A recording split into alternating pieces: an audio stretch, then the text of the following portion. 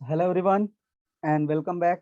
So today we are going to start a very important chapter of class 12, that is magnetic field due to electric current. Okay, magnetic field due to electric current बहुत ही important chapter है. तो थोड़ा सा introduction part ले लेते हैं, उसके बाद हम chapter को start करेंगे. तो magnetic field due to electric current क्या होता है बेटा? आप लोगों ने क्लास 10 में भी इसके बेसिक्स पढ़े होंगे, पर मैं इंट्रोडक्शन दे देता हूँ शॉर्ट में. Introduction of this chapter. चलो ध्यान से देखना. तो एक साइंटिस्ट था बेटा, साइंटिस्ट थे, इनका नाम था हैंस क्रिस्टियन ऑयस्टर्ड.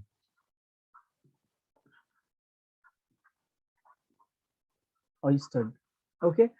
नाउ अब ये साइंटिस्ट ने क्या ऑब्जर्व किया था बेटा कि जैसे अगर एक कोई हमारे पास करंट कैरिंग वायर है, लेट्स से हमारे पास कोई वायर है जिसमें कि आई करंट दौड़ रहा है यहाँ से, ठीक है, ए बी वायर में से आई करंट दौड़ रहा है. तो उन्होंने ऑब्जर्व किया कि अगर हम किसी magnetic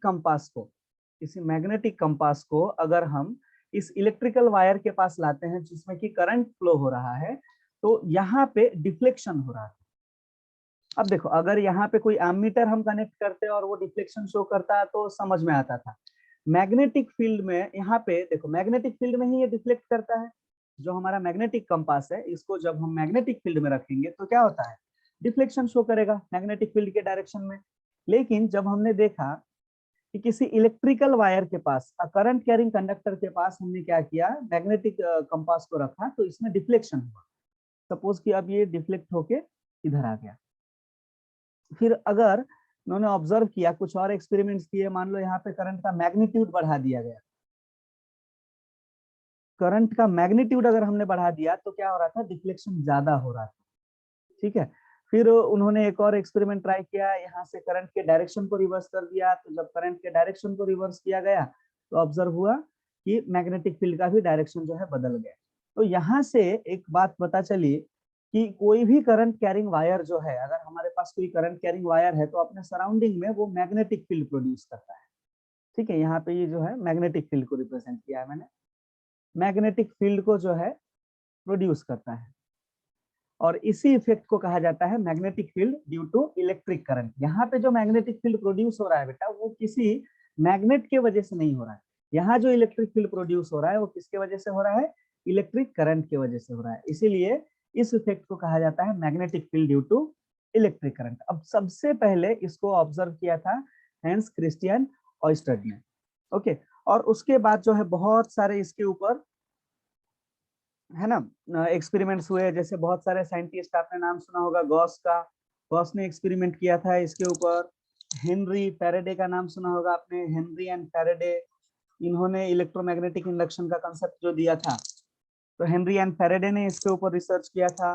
and so many others, and बहुत सारे अदर साइंटिस्ट ने मिलके ये magnetic effect of electric current के कंसेप्ट को समझाया था.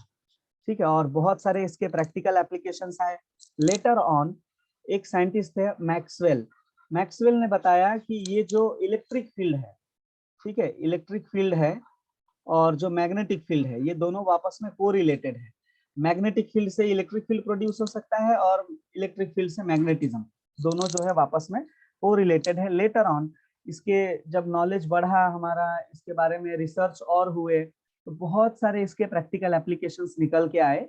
और इसी के हेल्प से, जैसे आप जानते हो मोटर का जो कंसेप्ट है, ठीक है, मोटर जो है इसी के कंसेप्ट पे ये होता है. या जनरेटर हो गया, मोटर जनरेटर में जो डायनामो लगता है, ये सब मैग्नेटिक जो फील्ड प्रोड्यूस होता है इलेक्ट्रिसिटी से, उसी कंसेप्ट के ऊपर बेस्ड है. ओके. जितने हम आज कम्युनिकेशन सिस्टम्स यूज करते हैं, टेलीफोन्स वगैरह, कम्युनिकेशन सिस्टम हो गया हमारा, ये सब जो है किसके वजह से आया बेटा, इसी कंसेप्ट की वजह से आया. या फिर जो हम कंप्यूटर्स यूज करते हैं, तो डे टू डे लाइफ में wide variety of practical applications हमको इसको देखने के लिए मिला था. स्टार्टिंग ऑयस्टर्ड ने किया था, उसके बाद जो है बहुत सारे साइंटिस्ट ने किया था, फैराडे, हेनरी, मैक्सवेल, ठीक है, और बहुत सारे साइंटिस्ट लोगों ने मिलकर बहुत सारे कंसेप्ट आए थे. अब धीरे धीरे जो है हम समझने की कोशिश करेंगे कि मैग्नेटिक फील्ड कैसे प्रोड्यूस होता है, किस तरीके से प्रोड्यूस होता है, कुछ रूल्स है. तो ये एक बेसिक इंट्रोडक्शन था बेटा. इसमें आप लोगों ने क्लास 9th में पढ़ा होगा, क्लास 10th में पढ़ा होगा सो 10th में बेटा आप लोगों ने राइट हैंड रूल के बारे में पढ़ा। ओके, इसको बेसिक्स में एक बार मैं रिकॉल करा देता हूँ और कुछ एडवांस कंसेप्ट भी। राइट हैंड रूल आप लोगों ने कौन से क्लास में पढ़े थे? 10th स्टैंडर्ड में पढ़ा होगा, magnetic effect of electric current वाले चैप्टर में। फ्लेमिंग्स का राइट हैंड रूल आप लोगों ने पढ़ा था। उसमें हम क्या करते थे बेटा? Stretch the 3 fingers of your right hand, thumb, 4 finger and middle finger. ये मिडिल फिंगर हो गया, ये 4 फिंगर हो गया और ये थंब हो गया। ये तीनों फिंगर्स को स्ट्रेच करते थे। 4 फिंगर क्या इंडिकेट करता था बेटा? Direction of magnetic field. Middle finger indicates the direction of current, और जो फोर्स लगता था हमारे कंडक्टर के ऊपर उसका डायरेक्शन कौन बताता था? हमारा थंब बताता था। ये जो थंब है इसके डायरेक्शन में फोर्स लगता था। This is the direction of force. ये मैग्नेटिक फील्ड का डायरेक्शन हो गया और ये करंट का। 10th में आप लोगों ने पढ़ा है। अब जो है बेटा हम मैग्नेटिक फील्ड के डायरेक्शन को निकालने के लिए ये रूल यूज करेंगे, राइट हैंड रूल। ठीक है, कौन सा ये रूल?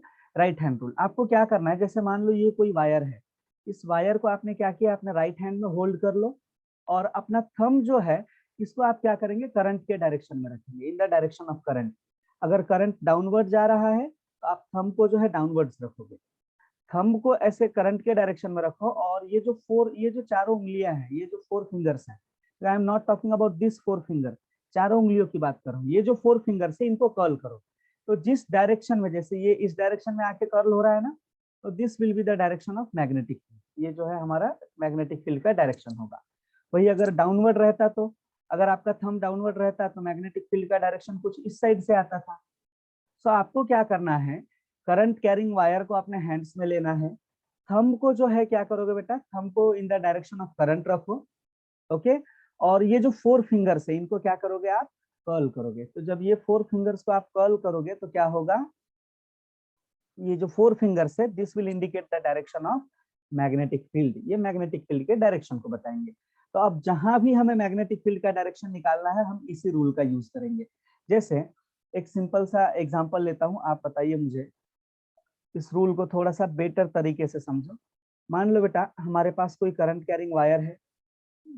ये एक वायर ड्रॉ कर लेता हूँ। मान लो हमारे पास एक करंट कैरिंग वायर है, ठीक है, और इसमें करंट इस तरीके से जा रहा है। ठीक है, करंट आई जो है अपवर्ड डायरेक्शन में जा रहा है। तो आप किस तरीके से, थंब को तो आप इसी डायरेक्शन में रखोगे, थंब को, आपका थंब इसी डायरेक्शन में रहेगा। और 4 फिंगर्स को जब तुम कर्ल करोगे तो मैग्नेटिक फील्ड का डायरेक्शन इस तरफ से आएगा ना, 4 फिंगर्स तो इस तरफ से आएंगे। तो 4 फिंगर्स इस साइड से आ रहा है तो मैग्नेटिक फील्ड का डायरेक्शन इस तरीके, ये हो गया मैग्नेटिक फील्ड का डायरेक्शन। वही अगर ये करंट है, करंट डाउनवर्ड्स आ रहा है तो आपका थंब जो है डाउनवर्ड्स रहेगा बेटा, है ना। हाथ पीछे से जाएगा तो ये 4 फिंगर्स इधर से आएंगे, मतलब मैग्नेटिक फील्ड का डायरेक्शन ये होगा।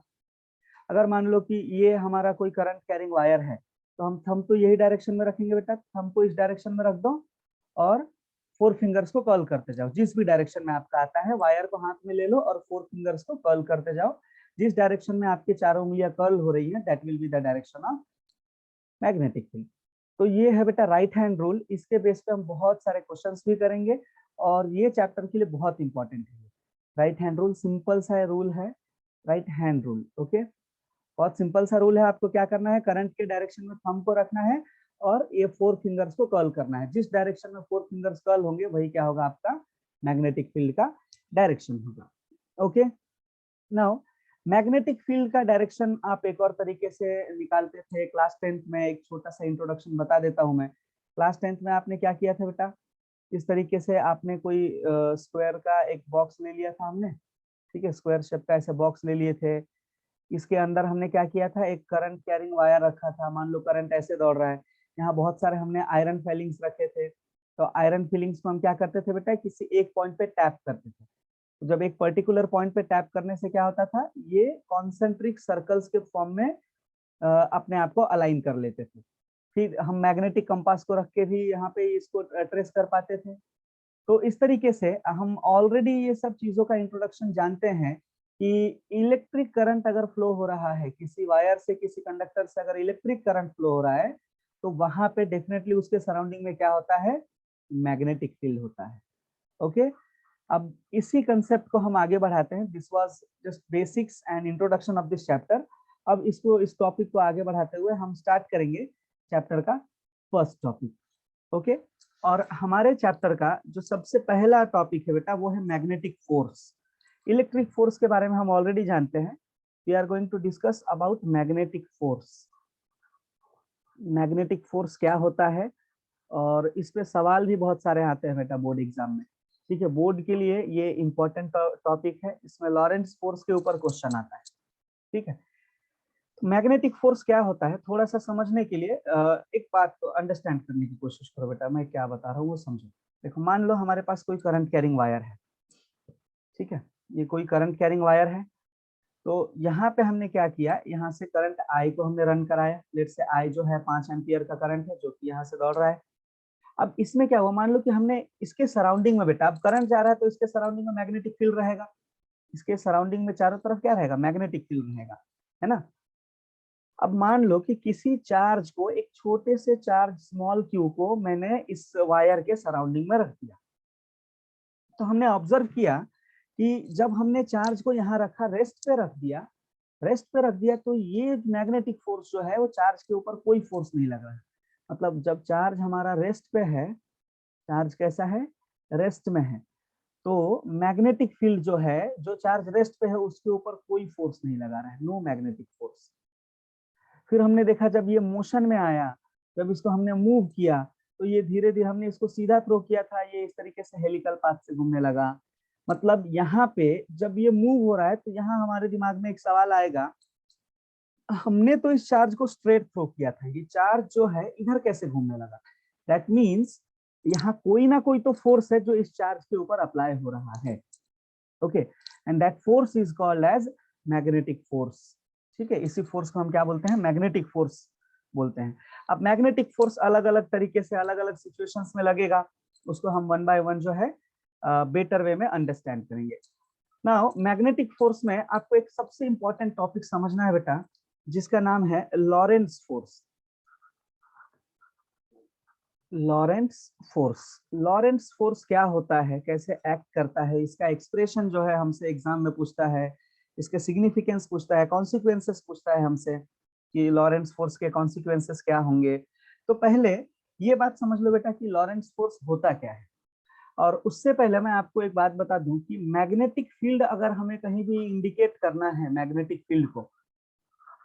फील्ड को इंडिकेट करना है, तो किसी पॉइंट पे अगर मैग्नेटिक फील्ड इनवर्ड्स है तो हम ऐसे इंडिकेट करते हैं, ये इनवर्ड्स के लिए है। ठीक है, क्रॉस से इनवर्ड्स, और डॉट से हम इंडिकेट करते हैं अगर मैग्नेटिक फील्ड कैसा है, आउटवर्ड्स है किसी भी पॉइंट पे। अब लॉरेंट्ज फोर्स क्या होता है, पहले इस चीज को समझो, और उसके बाद जो है हम समझेंगे इसका डेरिवेशन, इसके एक्सप्रेशन, और इसके बेस पे कुछ इंपॉर्टेंट न्यूमेरिकल्स जो कि प्रीवियस ईयर के हैं। मान लो हमारे पास बेटा ये एक combined magnetic and electric field है। क्या है ये, this is combined magnetic and electric field okay. Lorentz force क्या होता है थोड़ा सा ध्यान से समझना। मान लो यहाँ पे हमने बहुत सारे प्लस चार्जेस रखे थे, बहुत सारे प्लस चार्जेस, इधर माइनस चार्जेस, तो इलेक्ट्रिक फील्ड कैसा जाता है बेटा, पॉजिटिव डायरेक्शन से निगेटिव डायरेक्शन में। ये हो जाएगा हमारा इलेक्ट्रिक फील्ड का direction, this will be the direction of electric field. ठीक है, ये हो गया हमारा, मान लो बेटा, इलेक्ट्रिक फील्ड का डायरेक्शन। ठीक है, ये हो गया हमारा इलेक्ट्रिक फील्ड का डायरेक्शन, हो गया, ई को इंडिकेट करा है। और मान लो इसमें जो मैग्नेटिक फील्ड है वो इनवर्ड्स है, तो इनवर्ड्स मैग्नेटिक फील्ड को हम कैसे इंडिकेट करते हैं, क्रॉस से। दैट मीन्स ये जो हमारा फील्ड है बेटा, ये कॉम्बिनेशन है मैग्नेटिक फील्ड और इलेक्ट्रिक फील्ड दोनों का, combination of magnetic field as well as electric field. ठीक है, अब यहाँ पे देखो लॉरेंट्ज फोर्स क्या होता है। मान लो बेटा कि इस कंबाइंड इलेक्ट्रिक और मैग्नेटिक फील्ड में, अगर देखो एक सिंपल सी बात है कि अगर मैं किसी चार्ज को इलेक्ट्रिक फील्ड में रखता हूँ तो उसमें एक ही फोर्स लगेगा, इलेक्ट्रिक फोर्स। अगर मैं उसको मैग्नेटिक फील्ड में रखता हूँ तो उसमें एक ही फोर्स लगेगा, दैट इज मैग्नेटिक फोर्स। लेकिन हमने यहाँ पे जो फील्ड जनरेट किया है वो कैसा है, दैट इज इलेक्ट्रोमैग्नेटिक फील्ड। कैसा फील्ड है ये, इलेक्ट्रोमैग्नेटिक फील्ड। इलेक्ट्रोमैग्नेटिक फील्ड का मतलब बेटा कि इसमें इलेक्ट्रिक फील्ड भी है और मैग्नेटिक फील्ड भी है, दोनों फील्ड है यहाँ पे, इलेक्ट्रिक फील्ड भी प्रेजेंट है और मैग्नेटिक फील्ड भी प्रेजेंट है। अब देखो मैं कहना क्या चाहता हूँ कि मान लो अगर इस इलेक्ट्रोमैग्नेटिक फील्ड के अंदर हमने एक छोटा सा चार्ज यहाँ पे रख दिया प्लस क्यू, यहाँ पे हमने एक छोटा सा चार्ज रख दिया बेटा, प्लस क्यू चार्ज रख दिया। तो अब यहाँ पे क्या होगा कि ये जो चार्ज है, अब ये क्या एक कुछ फोर्स एक्सपीरियंस करेगा, ठीक है, और इस पे ये चार्ज जो है दो फोर्स एक्सपीरियंस करेगा। चार्ज क्या करेगा, दो फोर्स एक्सपीरियंस करेगा। Charge will experience two forces, है ना, दो फोर्स यहाँ पे चार्ज जो है हमारा एक्सपीरियंस करेगा। एक तो इलेक्ट्रिक फोर्स Fe से इंडिकेट किया हमने, दूसरा मैग्नेटिक फोर्स। ओके, तो अब यहाँ पे मान लो कि कुछ मैग्नेटिक फोर्स है, कुछ इलेक्ट्रिक फोर्स है। इलेक्ट्रिक फोर्स कुछ न्यूटन का लग रहा है, मैग्नेटिक फोर्स कुछ न्यूटन का लग रहा है। तो जब हम किसी भी चार्ज को एक कंबाइंड इलेक्ट्रिक और magnetic field, that is electromagnetic field में रखते हैं, तो जो नेट फोर्स आता है, net force means sum of electric force and magnetic force. ये जो नेट फोर्स चार्ज एक्सपीरियंस करता है ना, this net force is called as Lorentz force. तो क्लियर है बेटा कि लॉरेंट्ज फोर्स क्या होता है, किसी भी चार्ज को अगर हम इलेक्ट्रोमैग्नेटिक फील्ड में रखते हैं तो वो दो फोर्स एक्सपीरियंस करेगा। एक तो होता है बेटा इलेक्ट्रिक फोर्स और दूसरा होता है मैग्नेटिक फोर्स। तो ये दोनों का जो नेट रिजल्टेंट फोर्स आएगा, वेक्टर सम, इनका जो नेट रिजल्टेंट फोर्स आएगा, sum of electrical force and magnetic force, that net force is called as Lorentz force. तो I hope you guys understood कि लॉरेंट्ज फोर्स क्या होता है। अब हम इसके एक्सप्रेशन को समझेंगे, इसका डेरिवेशन और इसके कॉन्सिक्वेंसेस देखेंगे। Okay, so let's see the expression for Lorentz force. Lorentz force क्या होता है और क्या है उसका एक्सप्रेशन। पहले तो डेफिनेशन एक बार अंडरस्टैंड कर लो बेटा कि आप एग्जाम में क्या डेफिनेशन लिखोगे। देखो लॉरेंट्ज फोर्स क्या होता है, हमको ये देखो, ये क्वेश्चन बहुत ही इंपॉर्टेंट है, इसको वेरी इंपॉर्टेंट क्वेश्चन मार्क कर लेना। अब एक ही क्वेश्चन में दो तीन पार्ट्स पूछा है। लॉरेंट्ज फोर्स क्या है उसका डेफिनेशन, आपको डेफिनेशन के साथ एक्सप्रेशन भी पूछ सकता है as well as its consequences. Okay, तो एक ही क्वेश्चन में मैं तीनों पॉइंट्स कवर कर देता हूँ। अब अभी जैसे हमने समझा था बेटा कि लॉरेंट्ज फोर्स क्या होता है, when a charge particle moves through a region, जब कभी भी किसी चार्ज पार्टिकल को हम मूव करेंगे कैसे रीजन में, of both electric and magnetic field, ऐसा रीजन जिसमें कि इलेक्ट्रिक फील्ड और मैग्नेटिक फील्ड दोनों प्रेजेंट है, तो वो केस में जो नेट फोर्स एक्सपीरियंस होगा वो चार्ज को, the net force experience by that charge will be the sum of electrostatic force and magnetic force, and this force is called as Lorentz force. Simple सी बात है कि किसी भी चार्ज पार्टिकल को अगर हम इलेक्ट्रोमैग्नेटिक फील्ड में मूव करेंगे तो नेट फोर्स कितना एक्सपीरियंस करेगा वो charge, that will be the sum of electrostatic force and magnetic force, और यही दोनों फोर्सेस के सम को हम बोलते हैं लॉरेंट्ज फोर्स। ओके, अब इसका एक्सप्रेशन समझते हैं। देखो इसका एक्सप्रेशन कैसे डिराइव करोगे आप, लॉरेंट्ज फोर्स का एक्सप्रेशन, या फिर आप एक्सप्रेशन फॉर लॉरेंट्ज लॉ भी कहा जाता है। ठीक है, मान लो बेटा हमारे पास एक इलेक्ट्रोमैग्नेटिक फील्ड है, ठीक है, एक इलेक्ट्रोमैग्नेटिक फील्ड बना लेते हैं हम यहाँ पे। ठीक है, ये मान लो यहाँ बहुत सारे प्लस चार्जेस है और यहाँ पे बहुत सारे माइनस चार्जेस है। तो हमारा जो फोर्स आएगा बेटा वो किस डायरेक्शन में रहेगा, वो ये डायरेक्शन में रहेगा इस तरीके से। ठीक है, ये कौन सा फोर्स है बेटा, इलेक्ट्रिक फोर्स है। कौन सा फोर्स है, इलेक्ट्रिक फोर्स है। तो ये जो डायरेक्शन दिया है बेटा हमने किसका है, ये इलेक्ट्रिक फोर्स का डायरेक्शन दिया है, ये डायरेक्शन में।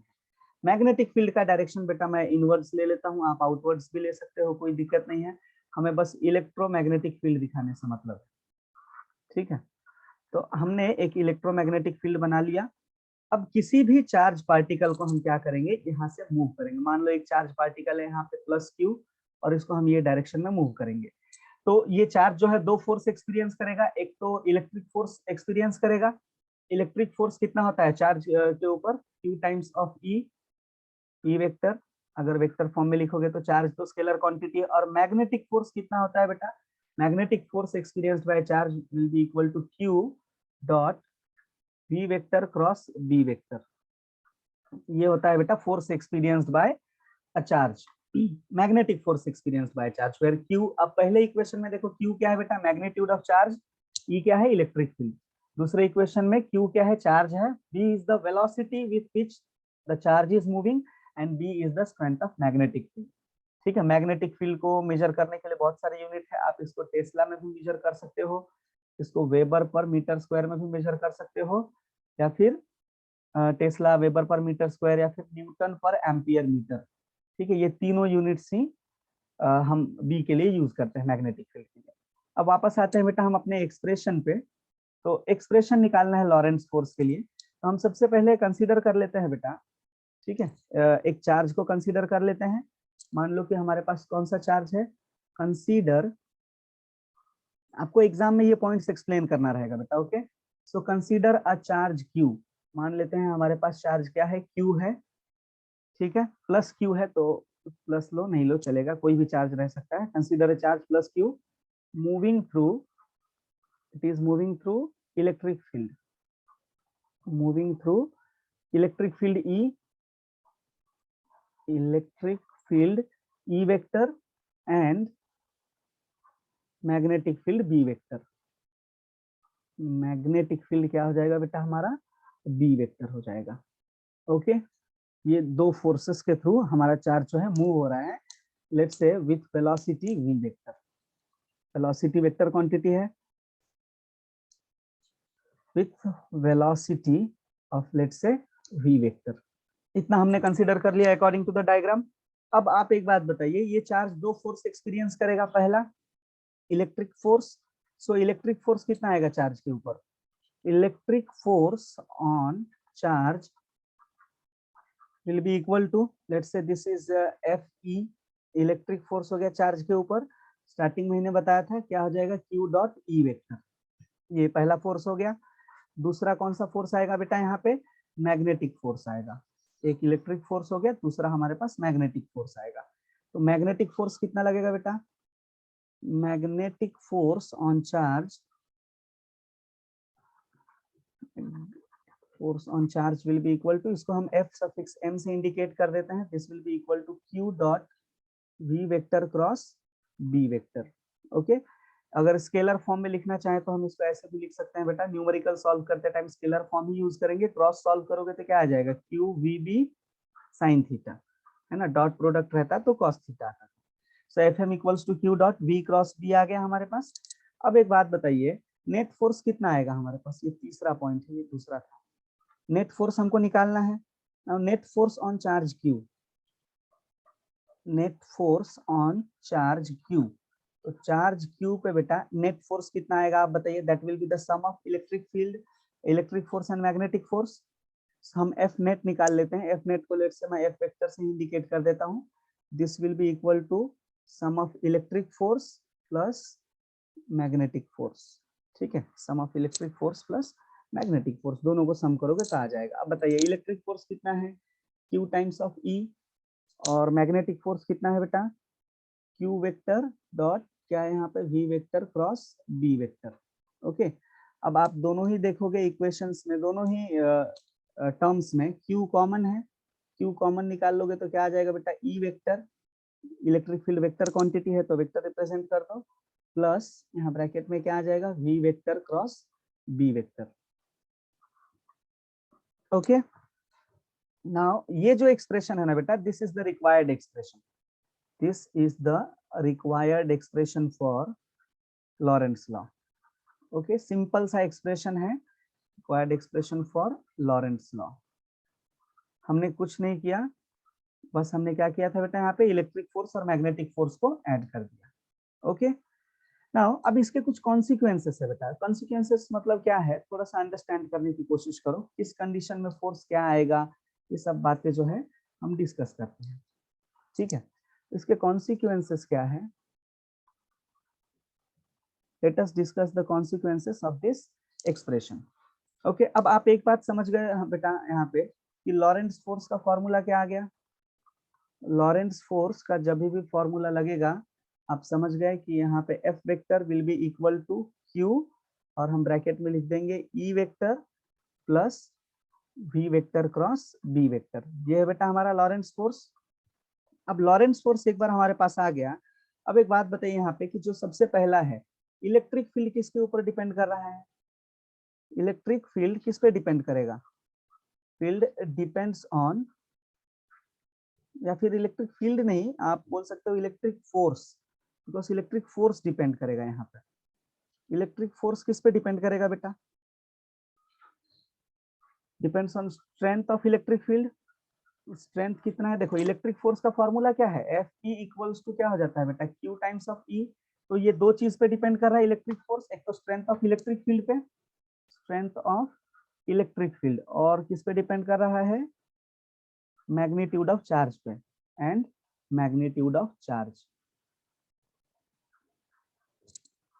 और आप बताइए बेटा मैग्नेटिक फील्ड किस पे डिपेंड कर रहा है, मैग्नेटिक फील्ड भी तो डिपेंड कर रहा है ना। मैग्नेटिक फील्ड क्या होता है, F M equals to Q dot V vector cross B vector. ये लिखना नहीं है आपको, मैंने अलग से समझाया है ये, ठीक है। तो ये किस पे डिपेंड करेगा बेटा, आप बताओ, मैग्नेटिक फोर्स किस किस बातों पे डिपेंड कर रहा है, ठीक है। आप फोर्स में देखोगे तो पहला एक तो चीज यहाँ पे एक आ जाएगा magnitude of charge, magnitude of charge, magnitude of charge हो गया। दूसरा किस पे डिपेंड कर रहा है, velocity of charge, velocity of charge. और एक और पॉइंट पे डिपेंड कर रहा है कौन सा, स्ट्रेंथ ऑफ मैग्नेटिक फील्ड। ये 3 पॉइंट्स पे डिपेंड कर रहा है, ठीक है। तो ये कौन से फैक्टर्स है बेटा, factors on which magnetic force depend, factors on which our magnetic force depends. आप ये एक्सप्रेशन को देख के ही बता सकते हो, है ना। आप एक्सप्रेशन में देख के बता सकते हो कि मैग्नेटिक फोर्स किस पे डिपेंड कर रहा है, इलेक्ट्रिक फोर्स किस पे डिपेंड कर रहा है। अब ये सब बातें तो बेटा कैजुअल बातें हो गई, जो कि एक्सप्रेशन देख के आप बता सकते हो। अब इसमें कुछ स्पेसिफाइड केसेस में डिस्कस करता हूँ आपसे, स्पेशल केसेस, ओके। 4-5 हम स्पेशल केसेस यहाँ पे डिस्कस करते हैं। स्पेशल केसेस, पहला केस देखते हैं बेटा हम, ठीक है। फर्स्ट केस अंडरस्टैंड करो यहाँ पे, ठीक है। ओके, तो स्पेशल केसेस में बेटा आप ये दो बात ध्यान में रखना है आपको। पहला, if v vector is parallel to b vector then magnetic force will be zero. कहने का मतलब है कि अगर मान लो हमारा चार्ज यहाँ रखा हुआ है बेटा, ठीक है, ये चार्ज है हमारा, फिर से प्लस क्यू, और इसको हमने ये डायरेक्शन में थ्रो किया। अब यहाँ पे कैसा है, मैग्नेटिक फील्ड तो इनवर्ड्स है, अंदर की तरफ जा रहा है ना। अगर ये प्लेन ऑफ पेपर है तो मैग्नेटिक फील्ड अंदर जा रहा है, और चार्ज हमारा इधर जा रहा है, तो मैग्नेटिक फील्ड और वेलोसिटी वेक्टर के बीच में एंगल कितना हो गया, 90 का। तो मैग्नेटिक फील्ड अंदर जा रहा है, तो वेक्टर इधर जा रहा है हमारा वेलोसिटी वेक्टर, ये बी वेक्टर अंदर की तरफ है, कुछ इस तरफ अंदर की तरफ है बी वेक्टर, ठीक है। ये नहीं, ये बी वेक्टर इधर जा रहा है और वी वेक्टर इधर है, तो यहाँ पे तो 90 का एंगल बन रहा है बेटा। लेकिन अगर ये वेलोसिटी वेक्टर और बी वेक्टर परपेंडिकुलर पैरेलल हो जाए, मतलब हमारा मैग्नेटिक फील्ड भी यही डायरेक्शन में है और चार्ज का वेलोसिटी भी इधर ही है, बी वेक्टर और वी वेक्टर दोनों एक ही डायरेक्शन में है, तो ऐसे केस में जो मैग्नेटिक फोर्स एक्सपीरियंस करता है charge, that becomes equal to zero. और एक और केस में हमारा मैग्नेटिक फोर्स जीरो हो जाएगा अगर हमारा वेलोसिटी वेक्टर जीरो है। अब आप एक बात बताओ, मैग्नेटिक फोर्स का फॉर्मूला क्या है बेटा, Q dot V vector cross B vector, या फिर आप यहाँ पे बोल सकते हो Q V B sine theta. तो दोनों ही केसेस में आप एक बात समझ सकते हो कि अगर मान लो कि वेलोसिटी वेक्टर जीरो हो गया, v वेलोसिटी जीरो है, चार्ज रेस्ट में है, तो ये क्या हो जाएगा, q इंटू जीरो, ये b sine theta, entire equation will become equal to zero. That means हमारा मैग्नेटिक फोर्स जीरो हो गया। दूसरे केस में अगर पैरेलल है तो थीटा, यहाँ पे पहले केस वाले में अगर थीटा पुट करोगे जीरो, तो साइन जीरो जीरो होता है, टोटल जीरो हो जाएगा।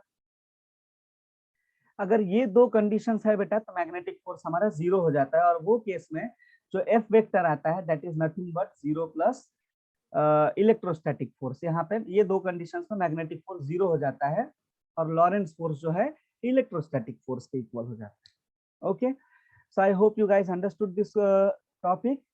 Now just make a note of it and then we'll move to the next topic.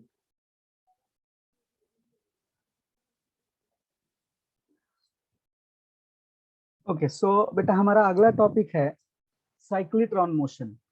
तो साइक्लिट्रॉन क्या होता है एक बार समझने की कोशिश करते हैं बेटा हम। देखो साइक्लिट्रॉन क्या है, it is a device, it is a device or a machine, you can say a device which is used to accelerate electrons,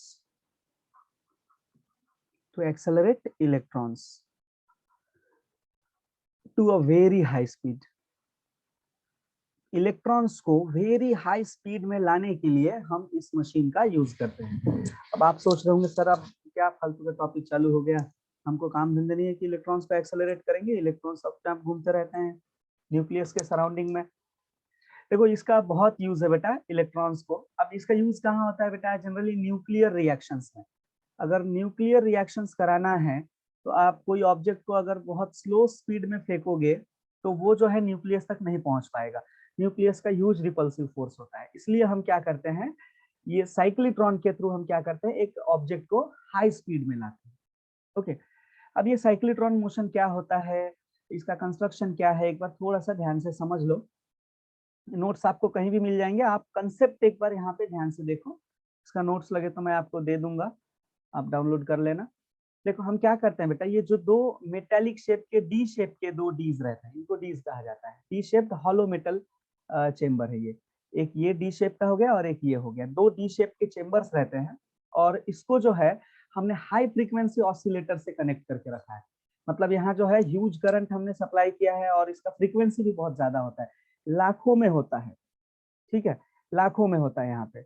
अब यहाँ पे करते क्या है बेटा, हम देखो ऊपर में हमने एक नॉर्थ पोल लगाया और एक साउथ पोल लगाया है, तो इसका मैग्नेटिक फील्ड का डायरेक्शन नॉर्थ टू साउथ आएगा, है ना, नॉर्थ टू साउथ आ रहा है डायरेक्शन। अब हम यहाँ पे देखो अगर इलेक्ट्रॉन को हाई स्पीड में लाना है तो एक छोटा सा कंसेप्ट थोड़ा सा ध्यान में रख लो, उसके बाद आपको साइक्लोट्रॉन को बताता हूँ मैं। देखो अगर मान लो बेटा हमारे पास कोई मैग्नेटिक फील्ड है, ठीक है, मैग्नेटिक फील्ड है, ओनली मैग्नेटिक फील्ड है जो कि इनवर्ड्स है। ठीक है, मैग्नेटिक फील्ड यहाँ पे अंदर की तरफ है और हमने यहाँ पे एक प्लस क्यू चार्ज को रखा और उसको आगे के डायरेक्शन में थ्रो किया। तो मैग्नेटिक फील्ड तो इनवर्ड्स है, जैसे ये हमारा एक्स एक्सिस हो गया, ये वाई हो गया, जेड एक्सिस हो गया, तो मैग्नेटिक फील्ड ये डायरेक्शन में इनवर्ड्स है और इलेक्ट्रॉन को हमने इस डायरेक्शन में भेजा है हमारे चार्ज को। तो अब ये दोनों तो बेटा म्यूचुअली परपेंडिकुलर है, तो जब कभी भी v वेक्टर और b वेक्टर एक दूसरे को म्यूचुअली परपेंडिकुलर रहता है, तो जो ये इलेक्ट्रॉन मान लो चार्ज तुमने यहाँ रखा, यहाँ रखा, कहीं भी रखा, यहाँ से थ्रो किया, तो हमने इसको स्ट्रेट थ्रो किया लेकिन ये चार्ज एक मैग्नेटिक फोर्स एक्सपीरियंस करेगा और वो मैग्नेटिक फोर्स इसको क्या करेगा, गोल गोल गोल गोल घुमाना चालू कर देगा। ठीक है, तो जब कभी भी मैग्नेटिक फील्ड और वेलोसिटी वेक्टर एक दूसरे को परपेंडिकुलर होते हैं तो हमारा जो चार्ज होता है वो सर्कुलर मोशन परफॉर्म करता है। ओके, वही अगर हमारे पास ओनली इलेक्ट्रिक फील्ड है तो कोई दिक्कत नहीं है, इलेक्ट्रिक फील्ड इस डायरेक्शन में, आपने चार्ज रखा, फोर्स भी इसी डायरेक्शन में लगेगा। ओके, अब हमने यहाँ पे देखो अगर चार्ज को हम यहाँ पे स्ट्रेट मूव करते हैं, चार्ज को अगर हम स्ट्रेट लाइन में मूव करते हैं ऐसा या वर्टिकल ये डायरेक्शन में, कभी भी ये मैग्नेटिक फील्ड के साथ तो परपेंडिकुलर है, क्योंकि मैग्नेटिक फील्ड हमारा डाउनवर्ड्स है और इलेक्ट्रॉन इधर जा रहा है हमारा, या चार्ज हमारा इधर जा रहा है तो 90 डिग्री पे है, दैट मीन्स ये सर्कुलर मोशन परफॉर्म करेगा। लेकिन अब हम कितना देर इसको मैग्नेटिक फील्ड में होल्ड करके रख सकते हैं, थोड़ी देर के लिए रख सकते हैं। तो अब उसमें थोड़ी देर में ये कितना ज्यादा एक्सेलरेट हो जाएगा, हमको तो बहुत ही हाई स्पीड चाहिए। तो उसके लिए हमने ये जो अरेंजमेंट किया है ना बेटा, ध्यान से देखो, हमने क्या किया है, ये दो डी शेप के हॉलो चेम्बर्स ले लिए है हमने। ठीक है, ये हमारे आयन का सोर्स है, मतलब यहाँ से हम क्या करेंगे, ये जो आयन का सोर्स है ना, यहाँ से हम चार्ज को रिलीज करेंगे। ठीक है, इस पॉइंट से हम चार्ज को क्या करेंगे, रिलीज करेंगे। ठीक है, एक हमने पॉजिटिव टर्मिनल और एक नेगेटिव टर्मिनल से अटैच कर दिया है हाई फ्रीक्वेंसी ऑसिलेटर के साथ। और यहाँ पे कहीं एक यहाँ पे मिसिंग है, रिलीज पॉइंट होता है। ठीक है, इसको हम कलेक्टर प्लेट भी बोलते हैं या कलेक्टर बोलते हैं। जब इलेक्ट्रॉन बहुत हाई स्पीड में हो जाता है तो यहाँ से रिलीज हो जाता है, इलेक्ट्रॉन बाहर थ्रो हो जाता है। अब देखो ये वर्क कैसे करता है बेटा। ठीक है, इलेक्ट्रॉन को हम हाई स्पीड में कैसे घुमाएंगे, देखो अब मान लीजिए आप एक सेकेंड के लिए कि हमने यहाँ से एक आयन को रिलीज किया। ठीक है, अब यहाँ पे इलेक्ट्रिक फील्ड और मैग्नेटिक फील्ड दोनों हैं। ठीक है, अब आप एक बात जानते हो कि electric field inside a hollow conductor is always zero, E equals to zero हो जाता है, कहाँ पे, इनसाइड ए हॉलो। इलेक्ट्रोस्टैटिक्स में हमने पढ़ा था, अगर हॉलो कंडक्टर है तो उसके अंदर इलेक्ट्रिक फील्ड जीरो हो जाता है। लेकिन अब यहाँ पे दोनों डी शेप के जो कंडक्टर्स है बेटा, इनके बीच में कुछ ना कुछ गैप है, यहाँ पे गैप दिख रहा है यहाँ पे। अब यहाँ क्या होगा, जब यहाँ से हमने मान लो इलेक्ट्रॉन को रिलीज किया तो ये क्या करेगा, आगे जाएगा, इधर मूव करेगा। अब जब ये आगे यहाँ से मूव करेगा, इलेक्ट्रिक फोर्स इसको फोर्स किया, इलेक्ट्रिक फोर्स ने इसको आगे की तरफ धक्का दिया, तो ये मेटल प्लेट के ऊपर चले गया। अब यहाँ पे तो अंदर में तो इलेक्ट्रिक फील्ड क्या है बेटा, जीरो है। ठीक है, इलेक्ट्रिक फील्ड जीरो है तो ये इलेक्ट्रिक फील्ड तो एक्सपीरियंस करेगा नहीं। ये जो हॉलो चेम्बर है इसके अंदर एक ही फोर्स लगेगा, दैट इज मैग्नेटिक फोर्स। और मैग्नेटिक फोर्स कैसा है बेटा, इस वेलोसिटी वेक्टर के साथ परपेंडिकुलर है, तो ये क्या करेगा, इसको ऐसा गोल घुमा देगा, ठीक है, इसको जो है गोल घुमा देगा। अब अगेन जो है, अब हमारा मैग्नेटिक फील्ड से ये गोल घूम के वापस कहाँ जा रहा है, इलेक्ट्रिक फील्ड में जा रहा है। अब मान लो कि जब हमने इसका वेलोसिटी स्टार्ट किया तो हमारे इलेक्ट्रॉन ने, एक सिंपल सी बात बताता हूँ, मान लो 100 मीटर पर सेकेंड की स्पीड से इलेक्ट्रॉन को थ्रो किया यहाँ से। अब ये इलेक्ट्रॉन 100 की स्पीड में यहाँ गोल गोल गोल गोल घूम के आया, इस पॉइंट पे जब आया तो इलेक्ट्रिक फील्ड फिर से इसके ऊपर फोर्स लगाएगा, पॉजिटिव टू नेगेटिव डायरेक्शन में अगेन फोर्स लगाएगा। अब इसका जब फोर्स बढ़ेगा, इसके ऊपर लगने वाला जब फोर्स बढ़ेगा, तो इसका जो रेडियस है बेटा सर्कुलर मोशन का, वो भी बढ़ जाएगा और ये दूसरे ऑर्बिट में आ जाएगा, यहाँ पे ऐसे घूमेगा, ठीक है। फिर ये घूम के आएगा, जब वापस ये इलेक्ट्रिक फील्ड में आएगा तो इलेक्ट्रॉन को और जोर से पुश मिलेगा, तो ये अगले ऑर्बिट में जाएगा। फिर जब वापस आएगा तो और बड़ा ऑर्बिट होगा, और ऐसे करते करते करते करते इलेक्ट्रॉन जो है इसमें घूमते रहेगा घूमते रहेगा, और घूमते घूमते हर बार जब ये इलेक्ट्रिक फील्ड से होके जाएगा, इसका स्पीड जो है मल्टीप्लाई होते जाएगा। और इसका स्पीड बेटा कोई नॉर्मल स्पीड नहीं होता है, लाखों में रहता है, क्योंकि ये जो फ्रीक्वेंसी ऑसिलेटर हमने लगाया है, ये भी बहुत ही हाई फ्रीक्वेंसी ऑसिलेटर रहता है। और ऐसे ही देखो, एक बार कंसेप्ट सिंपल है, यहाँ ज्यादा कुछ हार्ड नहीं है। हमने साइक्लिट्रॉन में क्या यूज किया है बेटा, इलेक्ट्रोमैग्नेटिक फील्ड बनाया है। ये जो डी शेप के हॉलो चेम्बर्स है, इसके अंदर तो इलेक्ट्रिक फील्ड 0 है, लेकिन ये चेम्बर्स के ये जो गैप दिख रहा है आपको, ये जो गैप है, इसके अंदर तो इलेक्ट्रिक फील्ड है। तो जब इलेक्ट्रॉन यहाँ से पास हुआ तो इसको पुश मिला, इलेक्ट्रॉन और स्पीड हो गया, और जैसे स्पीड बढ़ते जाएगा ऑर्बिट भी बड़ा होते जाएगा। और वापस से जब ये चेम्बर के अंदर आएगा तो यहाँ पे तो केवल मैग्नेटिक फील्ड है, मैग्नेटिक फील्ड स्पीड नहीं बढ़ाएगा, इसको बस गोल घुमा के लाएगा। वापस जब ये इलेक्ट्रिक फील्ड में गया तो और स्पीड में इसको थ्रो किया, तो ऑर्बिट इसका बढ़ते जाएगा और अंदर ही ये गोल गोल घूमते जाएगा, और इसका स्पीड जो है एक्सेलरेट होते जाएगा, ये हाई स्पीड में आने लगेगा। ओके, और एक ही बार जब इसका बहुत ज्यादा स्पीड हो गया, हाई स्पीड हो गया, तो फाइनली क्या करेगा, यहाँ से ये थ्रो आउट कर देगा इलेक्ट्रॉन को, और फिर वो हाई स्पीड वाले एक्सेलरेटेड इलेक्ट्रॉन का जहां भी यूज है उसको हम यूज कर सकते हैं। तो ये होता है वर्किंग ऑफ साइक्लिट्रॉन। इसके कंस्ट्रक्शन को आप ओन वर्ड्स में लिख सकते हो, it consist of 2D shaped hollow chambers separated by a small gap, then it is connected to a high frequency oscillator along with an ion source. Okay, then there is a collector chamber over here. When the electrons come with a high speed, they are released in this collector plate. Consists of 2 electromagnetic field which is perpendicular to the electric field, or we can say the velocity vector of the charged ion. तो जो कुछ भी यहाँ पे आपको diagram में दिख रहा है, कंस्ट्रक्शन में आप अपने ओन वर्ड्स में जो है, जो भी यहाँ पे आपको इलेक्ट्रोमैग्नेट दिख रहा है, 2D शेप के प्लेट्स दिख रहे हैं, वो बता सकते हो। वर्किंग में सिंपल है, when the ion is released, it gets accelerated, it is thrown in the electric field due to which its speed increases. Once the electron reaches into this metallic chamber, electric field inside this metallic chamber is 0, hence it experiences only magnetic field, magnetic force, and performs circular motion. Again, when the electron comes inside the electric field, it is thrown with high velocity, its velocity increases, फिर वापस से जब ये magnetic field में जाएगा तो again speed बढ़ेगा, again and again simultaneous. Similarly आप बता सकते हो, in this way electron is accelerated to a very high speed. Okay, अब यहाँ पे ये तो साइक्लिट्रॉन का बेटा कंस्ट्रक्शन है, वर्किंग है, आप इसको ओन वर्ड्स में लिख सकते हो, मैंने आपको बस कंसेप्ट बताया है। अब कंस्ट्रक्शन और वर्किंग के बाद हमसे और भी इसमें कुछ बातें पूछी जाती हैं, इसका टाइम पीरियड निकालना हो गया, इसका वेलोसिटी निकालना हो गया, तो ये सब बातें जो है अभी हम कैलकुलेट करेंगे। ओके, सो देखते हैं बेटा, साइक्लिट्रॉन के लिए अलग अलग टाइप से हमसे क्वेश्चंस पूछते हैं। अब साइक्लिट्रॉन को डिस्कस करते हैं। तो मे बी हमसे पूछा जाए वेलोसिटी, ये आपको ध्यान में रखना पड़ेगा, velocity of charge particle in a cyclotron is given by v equals to QBr upon m।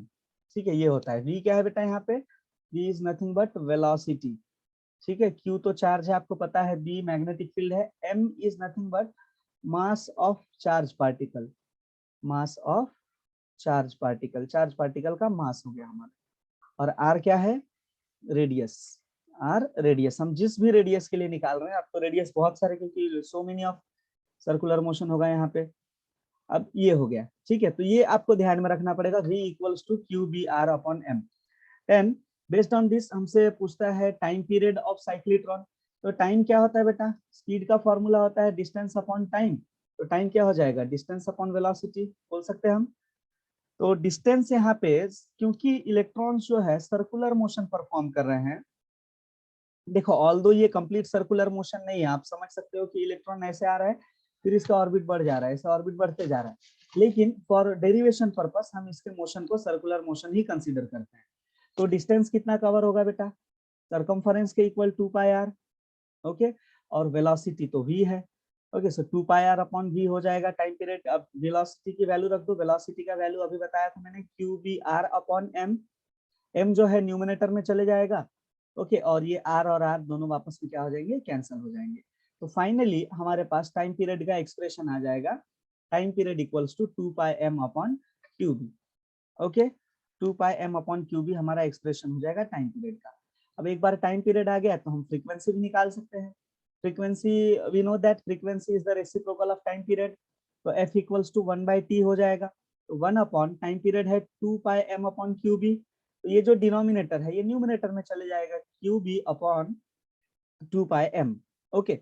सो ये हो गया बेटा हमारा फ्रीक्वेंसी ना। अब आपको पता है बेटा कि इलेक्ट्रॉन लाइफ टाइम तो गोल गोल घूमने वाला है नहीं, ऐसा सर्कुलर मोशन चालू किया घूमते घूमते घूमते घूमते फाइनली एक पॉइंट पे क्या हो जाएगा, एग्जिट हो जाएगा।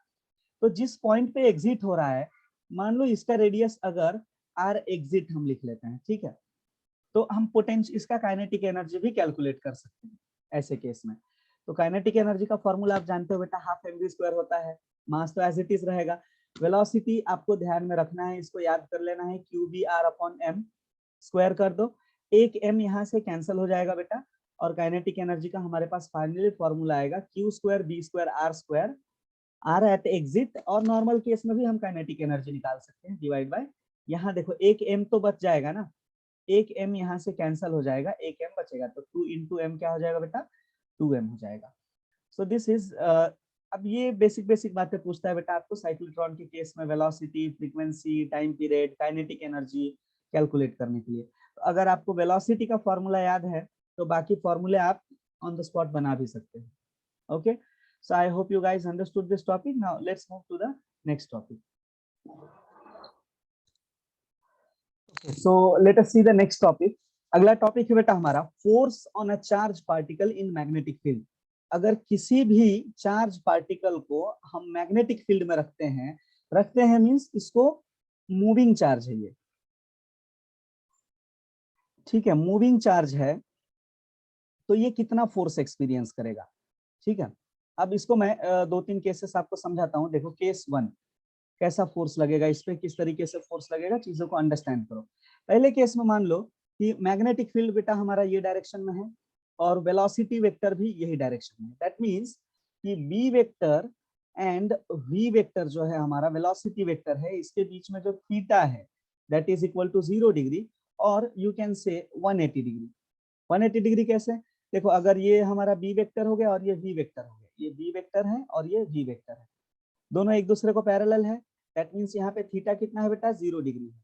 वही अगर मान लो ये हमारा बी वेक्टर हो गया और ये हमारा वी वेक्टर हो गया, बी वेक्टर और वी वेक्टर, ये कैसे एंटी पैरेलल है, तो यहाँ पे थीटा कितना हो जाएगा, 180 डिग्री। तो दोनों ही केसेस में बेटा magnetic force experience by the charge is equal to 0। दोनों ही केस में मैग्नेटिक फोर्स 0 होता है। आपको पता है ना मैग्नेटिक फोर्स कितना होता है बेटा, this is equal to Q times of B vector cross B vector, और इसको अगर हम स्केलर फॉर्म में लिखेंगे तो कितना आ जाएगा, magnetic force equals to Q V B sine theta. अब आप यहाँ पे वैल्यूज रख के देख लो, साइन 0 भी 0 होता है और यू कैन से साइन 80 180, तो साइन 0 भी 0 होता है, साइन 180 डिग्री भी 0 होता है। तो दोनों ही केस में जब यहाँ पे तुम वैल्यूज रखोगे तो थीटा कितना है, 0 है या 180 है, तो मैग्नेटिक फोर्स क्या आ जाएगा, 0 आ जाएगा। तो अगर कोई भी चार्ज मान लो मैग्नेटिक फील्ड में रखा है हमने, चार्ज को बोला चल बेटा इधर आगे बढ़, यहाँ पे चार्ज आगे जा रहा है, मैग्नेटिक फील्ड को इससे कोई लेना देना नहीं है, मैग्नेटिक फील्ड जाने देगा, ठीक है चले जाए यहाँ से, ठीक है, कोई दिक्कत नहीं है मैग्नेटिक फील्ड को। लेकिन अभी ये तो पहला केस हो गया बेटा, अगर हमने केस बदल दिया, एंगल अगर चेंज किए तो क्या सिचुएशन आएगा देखते हैं। ये फर्स्ट केस आपको ध्यान में रखना है कि अगर हमारा चार्ज मैग्नेटिक फील्ड के पैरेलल में जा रहा है तो मैग्नेटिक फील्ड कोई फोर्स नहीं लगाता है उसके ऊपर, ओके। दूसरा केस समझते हैं बेटा कि अगर हमने चार्ज को परपेंडिकुलर मूव किया, ठीक है, मान लो ये हमारा मैग्नेटिक फील्ड है, ठीक है, यहाँ पे हमने मैग्नेटिक फील्ड रख दिया और लेट से ये केस में हमने मैग्नेटिक फील्ड इनवर्ड्स रखा है। मैग्नेटिक फील्ड कैसा है? इनवर्ड्स है, अंदर की तरफ है। दिख रहा है ये मैग्नेटिक फील्ड अंदर की तरफ? मैग्नेटिक फील्ड हमारा कैसा है बेटा? इनवर्ड्स है, अंदर की तरफ जा रहा है। ठीक है, मतलब अगर हमारा ये एक्सिस हो गया एक्स वाई जेड एक्सिस, तो मैग्नेटिक फील्ड ऐसे अंदर के डायरेक्शन में। एंड लेट अस से कि हमने एक चार्ज पार्टिकल प्लस क्यू लिया हमने और इसको ऐसे मूव कराया, ठीक है, आगे थ्रो किए, तो ये केस में मैग्नेटिक फोर्स, मैग्नेटिक फील्ड जो है इस चार्ज के ऊपर फोर्स लगाएगा and that force is called as magnetic force. So case 2 में हम डिस्कस करेंगे कि अगर हमारा बी वेक्टर जो है it is perpendicular to V vector, दोनों के बीच में एंगल कितना है? 90 डिग्री का है, तो क्या होगा? देखो ध्यान से बेटा क्या होगा और किस तरीके से वर्क करता है ये। अब मान लो ये चार्ज यहाँ पे जा रहा है, आगे जा रहा है परपेंडिकुलर, तो मैग्नेटिक फोर्स क्या करता है? अब सबसे पहले तो मैग्नेटिक फोर्स निकालने का तरीका सीख लो, इसको कहा जाता है राइट हैंड पाम रूल। एक रूल है that is called as right hand palm rule. Right hand palm rule से आप फोर्स का डायरेक्शन निकाल सकते हो। ओके, आपको करना क्या है बेटा, जैसे ये हमारे 4 फिंगर्स हो गए, ठीक है, ये 4 फिंगर्स हो गए हमारे और ये हो गया हमारा थंब, ठीक है, ये थंब हो गया हमारा।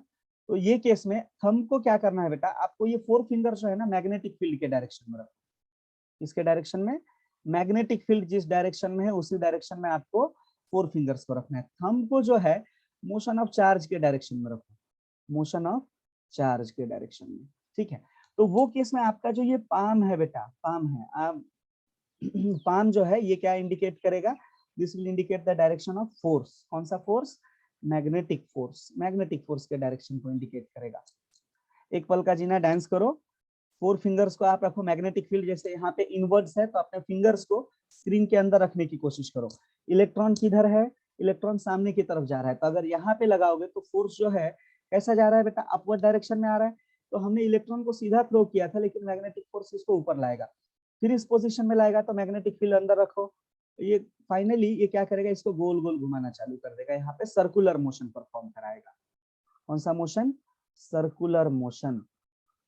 अभी इसके पहले वाले एक्सप्रेशन में जब मैं साइक्लिट्रॉन बता रहा था, मैंने आपको वेलोसिटी का डायरेक्ट फॉर्मूला बता दिया था। यहाँ पे मैं बताऊंगा कि वेलोसिटी का फॉर्मूला कैसे आया। ओके, तो अब यहाँ पे अगर हम वेलोसिटी वेक्टर जो है हमारे चार्ज पार्टिकल का परपेंडिकुलर है मैग्नेटिक फील्ड का, थीटा 90 डिग्री पे है, तो वो केस में जो चार्ज पार्टिकल है वो कैसा मोशन परफॉर्म करेगा? सर्कुलर मोशन परफॉर्म करता है। एंड वी नो दैट कि सर्कुलर मोशन तभी पॉसिबल है जब एक फोर्स हमारे पास अवेलेबल है, सेंट्रीपिटल फोर्स। दैट मींस यहाँ पे जो मैग्नेटिक फोर्स है वही सेंट्रीपिटल फोर्स अप्लाई कर रहा है। अब मैग्नेटिक फोर्स क्या है बेटा? यहाँ पे Q V B sine theta, magnitude में ले तो, और यहाँ पे क्या हो जाएगा? M V square upon R, ठीक है, ये हो जाएगा Q V B sine theta और ये हो जाएगा M V square upon R. अब यहाँ से, या फिर आप इसको क्यू वी बी भी लिख सकते हो, थीटा तो 1 डिग्री है यहाँ पे, तो ये हो जाएगा थीटा 90 है तो साइन 91 हो जाएगा, तो ये हो गया Q V B sine 90 and this will be equal to M V square upon R. एक वी यहाँ से कैंसिल हो जाएगा बेटा, एक वी कैंसिल हो गया तो क्या बचेगा? क्यू बी बचेगा लेफ्ट हैंड साइड में, और यहाँ बचेगा M V upon radius, small R ले लो कैपिटल आर ले लो, कोई भी चलेगा। तो v का वैल्यू क्या आ जाएगा बेटा? Q B R upon M. Last case में हमने कैपिटल आर लिया था, तो ये वेलोसिटी आया था बेटा। तो इस तरीके से आप सर्कुलर मोशन में चार्ज पार्टिकल का वेलोसिटी निकाल सकते हो। आपसे वेलोसिटी आ गया, आप टाइम पीरियड निकाल सकते हो, फ्रीक्वेंसी निकाल सकते हो, ठीक है। टाइम पीरियड और फ्रीक्वेंसी निकालने का तरीका मैंने ऑलरेडी सिखाया है। सेम टाइम पीरियड और सेम फ्रीक्वेंसी जो साइक्लिट्रॉन में आया था, सेम काइनेटिक एनर्जी यहाँ पे भी आएगा। ओके, तो ये तो पहला दूसरा केस हो गया। तीसरे केस में जो है हम क्या करेंगे? चार्ज पार्टिकल में एक जनरल केस रखते हैं।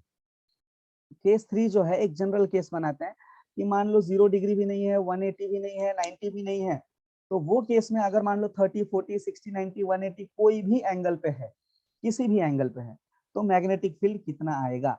मान लो बेटा कि मैग्नेटिक फील्ड का डायरेक्शन ये है, लेट अस से this is the direction of magnetic field.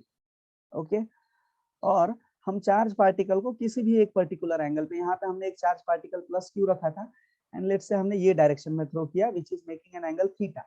Theta 30, 40, 60 कितना भी हो सकता है। तो ये केस में जो है जो चार्ज का पाथ होता है, ठीक है, at any angle, at any angle, case 3 में हम किसी भी जनरल केस को डिस्कस कर रहे हैं। एट एनी एंगल, अगर हमारा चार्ज किसी भी एंगल पे मूव हो रहा है, तो अब यहाँ पे एक बात नोट करो बेटा कि अब ये जो वेलोसिटी वेक्टर तो इधर है, वेलोसिटी वेक्टर हो गया, इसके दो कंपोनेंट्स आएंगे, इसका दो कंपोनेंट आएगा, एक वर्टिकल कंपोनेंट और एक हॉरिजॉन्टल कंपोनेंट। हॉरिजॉन्टल कंपोनेंट क्या होता है बेटा, v cos थीटा, और वर्टिकल कंपोनेंट क्या आता है, v sin थीटा। तो दो कंपोनेंट्स आ गए। अब ये जो पार्टिकल v cos थीटा के डायरेक्शन में जो फोर्स लग रहा है, जो वेलोसिटी है, मैग्नेटिक फील्ड इसको तो कुछ नहीं करेगा, क्योंकि इसके वजह से मैग्नेटिक फील्ड को कोई परेशानी नहीं है। कोई अगर पैरेलल वेक्टर है या एंटी पैरेलल है तो मैग्नेटिक फील्ड उस पर कोई फोर्स नहीं लगाता है।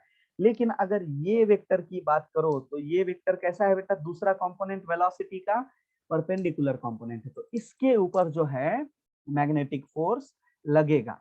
और मैग्नेटिक फोर्स कैसे लगेगा, थोड़ा सा डायरेक्शन निकालने की कोशिश करो, अपने चारों उंगलियों को इस डायरेक्शन में रखो, ठीक है, चारों उंगलियों को जिस डायरेक्शन में क्या है बेटा, जिस डायरेक्शन में हमारा इलेक्ट्रिक फील्ड है, सॉरी मैग्नेटिक फील्ड है, उस डायरेक्शन में आप क्या करोगे, 4 फिंगर्स को रखो। आपका थंब जो है किस डायरेक्शन में रखोगे, जिस डायरेक्शन में आपका इलेक्ट्रॉन मूव हो रहा है, और फिर देखो कि पाम किधर डायरेक्ट हो रहा है, ठीक है। तो पाम जो है अंदर की तरफ डायरेक्ट करेगा, मतलब ये चार्ज आगे जाएगा और इसको जो है वर्टिकल सर्कुलर मोशन होगा। इसका मोशन जो है कुछ इस तरीके से आएगा, ऐसा ऐसा सर्कुलर मोशन परफॉर्म कराएगा, ठीक है। अब यहाँ पे हमारा चार्ज कुछ इस तरीके से घूमना चाहता है, चार्ज इस तरीके से घूमना चाहता है। आप मान लो कि इस पॉइंट से हमारा चार्ज चालू हुआ, इस पॉइंट से घूमते घूमते घूमते घूमते यहाँ पे आया। अब जिस इस पॉइंट पे आएगा तो इसके ऊपर एक और फोर्स तो लग रहा है, ये डायरेक्शन में कौन सा बेटा, v cos थीटा। तो v cos थीटा क्या करेगा, इसको सामने खींचने की कोशिश करेगा, तो ये जो है थोड़ा सा आगे आ जाएगा और इसका मोशन जो है इस तरीके से बढ़ने लगेगा वर्टिकली, वर्टिकल डायरेक्शन में, समझे क्या, स्प्रिंग जैसे इस तरीके से आगे बढ़ेगा। And such path is called as helix, है ना, स्प्रिंग जैसा होता है ना, हेलिक्स पाथ होगा। तो अगर सिंपल सी बात है, थीटा 0 डिग्री पे है तो नो फोर्स, स्ट्रेट लाइन में मोशन हो जाएगा। अगर 90 डिग्री पे है तो सर्कुलर मोशन होगा। और अगर एनी एंगल पे है, 0 और 90 के अलावा कोई भी एंगल है 0 और 180 के बीच में, तो वो केस में कैसा पाथ बनेगा बेटा, हेलिकल पाथ बनेगा। कैसा पाथ बनेगा हमारा, हेलिकल, हेलिक्स पाथ। ओके, तो जब मैग्नेटिक फील्ड और वी वेक्टर के बीच में कोई भी angle, any angle, at any angle, okay. अब ये केस में मोशन तो आपको समझ में आ गया कि हेलिकल मोशन होगा। आपसे वेलोसिटी निकालने के लिए कह सकता है, तो सिंपल सा तरीका है, मैग्नेटिक फोर्स बेटा क्या प्रोवाइड करता है, मैग्नेटिक फोर्स जो है हमको यहाँ पे सेंट्रीपिटल फोर्स प्रोवाइड करेगा सर्कुलर मोशन के लिए। तो मैग्नेटिक फोर्स कितना होता है, Q V B sine theta. यहाँ पे आप एक बात समझ लो बेटा, थीटा 90 नहीं है तो 1 नहीं होगा, साइन को आप इग्नोर मत करो। सेंट्रीपिटल फोर्स क्या होता है, M V square upon R. तो वी स्क्वायर में वेलोसिटी वेक्टर यहाँ पे कौन सा है बेटा, ये वेलोसिटी वेक्टर की वजह से तो सर्कुलर मोशन हो नहीं रहा है। वेलोसिटी वेक्टर कौन सा यूज हो रहा है सर्कुलर मोशन के लिए, v sin थीटा यूज हो रहा है। तो हम वेलोसिटी की जगह क्या रखेंगे, v sin थीटा, क्योंकि v cos थीटा का कोई लेना देना नहीं है यहाँ पे। एम वी स्क्वायर अपॉन क्या आ जाएगा, लेट से r इज द रेडियस।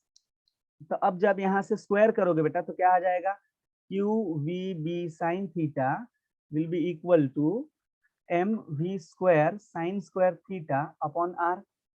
अब यहाँ से क्या हो जाएगा बेटा, v और v एक कैंसिल हो जाएगा, साइन कैंसिल हो जाएगा, तो क्या बचेगा यहाँ पे, क्यू भी बचेगा और राइट हैंड साइड में बचेगा M V sine theta upon R, M V sine theta upon R, है ना।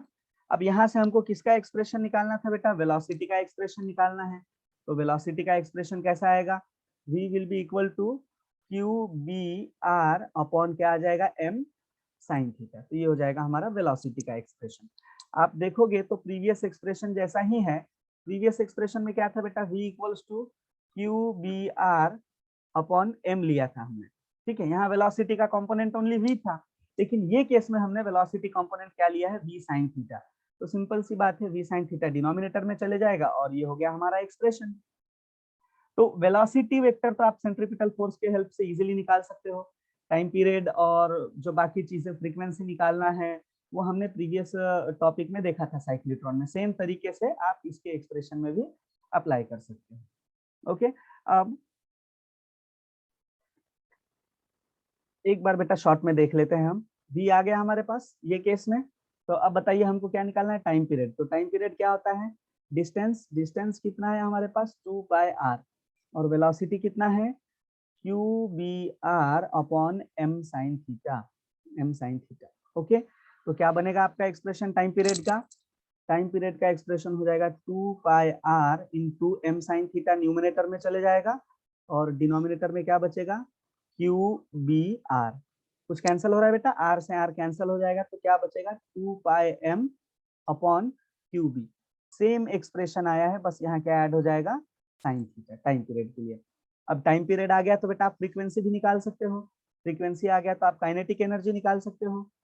फ्रीक्वेंसी कैसे निकालेंगे बेटा हम, frequency is the reciprocal of time period, तो ये सिंपल सा एक्सप्रेशन आ जाएगा qb upon 2πm sin theta, 2πm sin theta.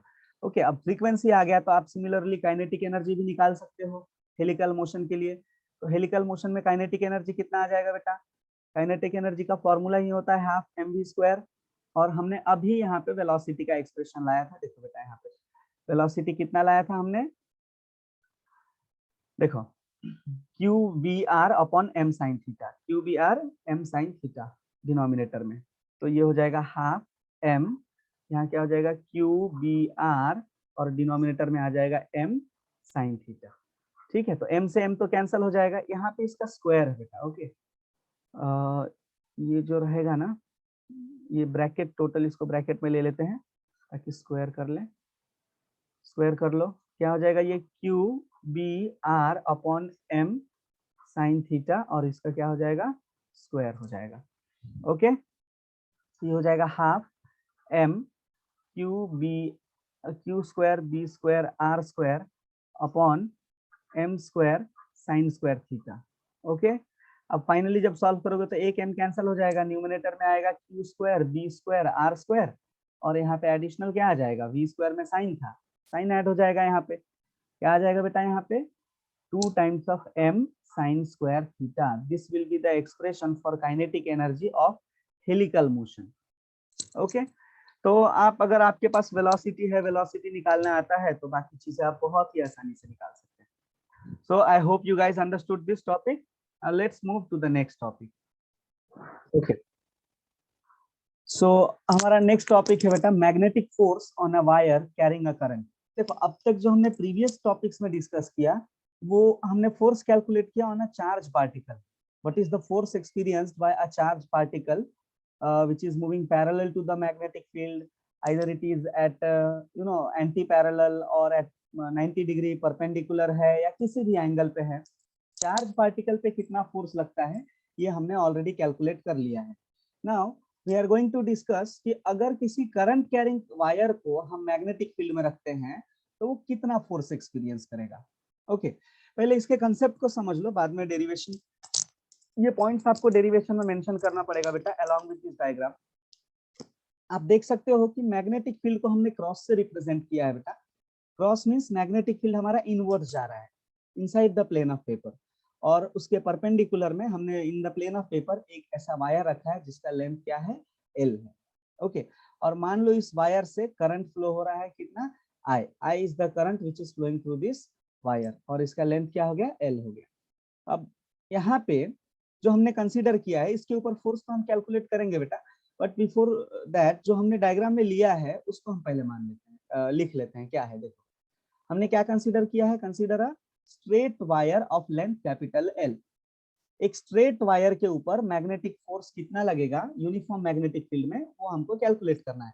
तो डेफिनेटली हमको क्या लगेगा, एक स्ट्रेट करंट कैरिंग वायर चाहिए, तो consider a straight wire of length L as shown in the figure. Now you can see an external magnetic field B vector. ये जो magnetic field है B वेक्टर है, हमने अप्लाई किया है which is going inside the plane of paper, है ना, is applied perpendicular to the wire as shown in the figure. Okay, हमने एक वायर कंसीडर किया है और प्लेन ऑफ पेपर के अंदर जो है मैग्नेटिक फील्ड जा रहा है, परपेंडिकुलर है मैग्नेटिक फील्ड, और ये जो हमारा कंडक्शन वाला क्या है, हमारा जो मेटल है जो कंडक्टर है और मैग्नेटिक फील्ड दोनों कैसे हैं परपेंडिकुलर। अब कंडक्टर के अंदर बेटा इलेक्ट्रॉन से ये मूव करते रहते हैं, तो इलेक्ट्रॉन्स जिस वेलोसिटी से आगे जाते हैं उसका हम ड्रिफ्ट वेलोसिटी बोलते हैं। ओके, तो मान लेते हैं कि जो Vd है this be the drift velocity of the conduction electrons. इस कंडक्टर के अंदर जो इलेक्ट्रॉन्स कंडक्शन के लिए अवेलेबल है, देखो और इसमें कंडक्टर में तो मिलियंस ऑफ इलेक्ट्रॉन है, लेकिन जो इलेक्ट्रॉन्स आउटर मोस्ट ऑर्बिट में रहते हैं जनरली वही रिस्पॉन्सिबल होते हैं कंडक्शन के लिए।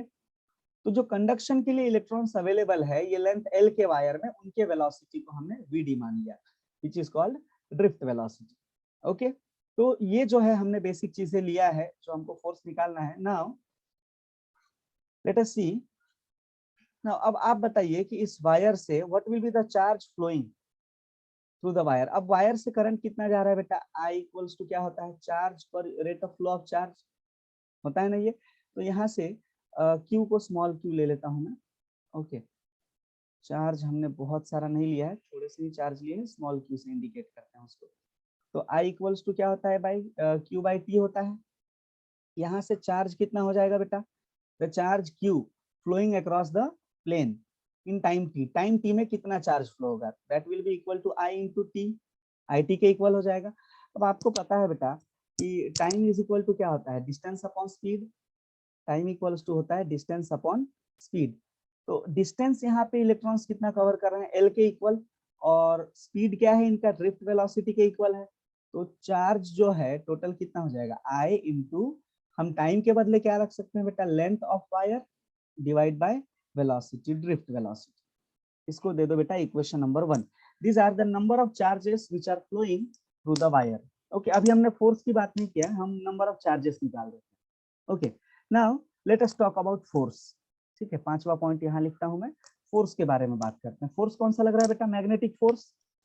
अब चार्ज अगर मोशन में है, अब देखो ये जो हमारा वायर था इसके अंदर तो बहुत सारे चार्जेस हैं, ठीक है, टाइम टी में इतने चार्जेस फ्लो हो गए, तो जब चार्जेस मोशन में आ गए तो डेफिनेटली इनके ऊपर मैग्नेटिक फोर्स लगेगा। द मैग्नेटिक फोर्स, कौन सा फोर्स बेटा, मैग्नेटिक फोर्स की बात कर रहे हैं। द मैग्नेटिक फोर्स, और किससे इंडिकेट करते हैं इसको हम, Fm वेक्टर से। So the magnetic force Fm on this charge, इस चार्ज की बात कर रहे हैं हम, ठीक है, magnetic force on this charge कितना हो जाएगा, विल बी, आपको पता है ना बेटा मैग्नेटिक फोर्स का फॉर्मूला क्या होता है, Fm वेक्टर निकालने के लिए हमारे पास तरीका होता है charge into v vector cross b vector. Okay, b is the applied magnetic field और v की जगह हम यहाँ पे क्या रखेंगे, vd रखेंगे। यहाँ तक क्लियर है बेटा। अब चार्ज की वैल्यू हमने निकाला था ऑलरेडी, चार्ज कितना है, I into L upon vd, drift velocity. Okay, और जब हम इसके क्रॉस प्रोडक्ट को सॉल्व करेंगे v क्रॉस d को, तो क्या आ जाएगा, vb साइन थीटा। यहाँ vb को हम v सफिक्स d रखते हैं, तो ये हो जाएगा vb साइन थीटा। और आप एक बात जानते हो बेटा कि यहाँ v और b के बीच में एंगल कितना है, 90 डिग्री का है। तो ये हो जाएगा I L V D B, और ये साइन यहाँ पे कितना आ जाएगा बेटा, 90, sine 90 divide by suffix D. Okay, यहाँ तक क्लियर है बेटा। तो अब यहाँ से आप एक बात समझ गए होंगे कि ड्रिफ्ट वेलोसिटी तो दोनों का कैंसिल हो गया, वीडी वीडी दोनों में ही कैंसिल हो जाएगा। तो फाइनल एक्सप्रेशन हमारे पास क्या आएगा, आई एल वी और साइन 90 का value 1। So what will be the magnetic force which our wire will experience, that will be equal to ILB.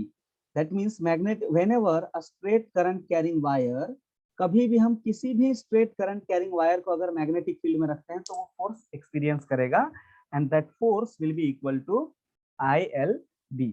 मतलब ये जो मैग्नेटिक फोर्स होगा स्ट्रेट वायर के ऊपर, that depends on the amount of current flowing through the wire, length of the wire and the magnetic field inside which it is kept. Okay, यहाँ तक clear है बेटा सबको, यहाँ तक क्लियर है। अब एक बात याद रखना, therefore हमारा फाइनल यहाँ पे इसका हम क्लोजिंग स्टेटमेंट लगा देते हैं, क्लोजिंग पॉइंट लगा के और डेरिवेशन को एंड करते हैं। ठीक है, तो Fm आ गया बेटा हमारे पास, Fm इक्वल्स टू क्या हो गया, ILB। ठीक है, and this is an expression for, लिख देना यहाँ पे, this is an expression for, this is an expression for what, magnetic force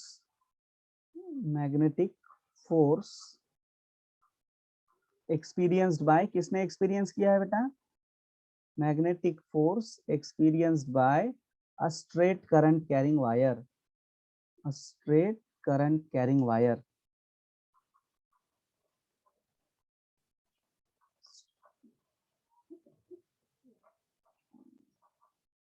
in magnetic field, in uniform magnetic field, ठीक है, हम यूनिफॉर्म मैग्नेटिक फील्ड की बात कर रहे हैं, in uniform magnetic field. Clear है बेटा, यहाँ तक सबको क्लियर है?